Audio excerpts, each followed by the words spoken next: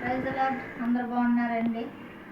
మరి ఆవేదనలో, కన్నీటితో, అవమానాల్లో ఉన్నప్పుడు దేవుడు మనలను ఆదరించి ఆదుకునే దేవుడు.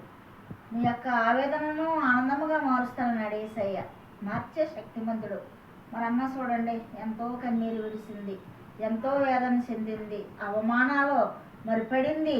ఆ యొక్క అవమానాల్లో అన్నను లేపాడు దేవుడు. ఆమె కన్నీరుని చూస్తాడు.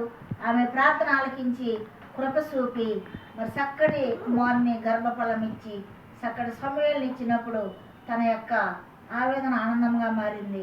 నీ కన్నీటితో విత్తువాడు సంతోషంతో పంట కోస్తాడని వాక్యం సెలవిచ్చిన రీతిగా ఎప్పుడు నీ కన్నీరు ఉండదో, ఎప్పుడు నీ వేదన ఉండదు. దేవుడు నీ వేదనలో, నీ యొక్క కష్టాల్లో, నీ రోగాల్లో, నీ బాధల్లో, నీ అవమానాల్లో దేవుడు తోడయ్యండి నిన్ను లేపే దేవుడు. కాబట్టి మరి దేవుడు కృప కొరకు కనిపెట్టుకున్న వారిని దేవుడు ఎప్పుడు కూడా విడవాడు, ఎడబాయుడు. అన్న కనిపెట్టుకుని ఉంది కాబట్టి అన్నను హెచ్చించి తన హృదయాన్ని ఆనందంతో నింపాడు దేవుడు.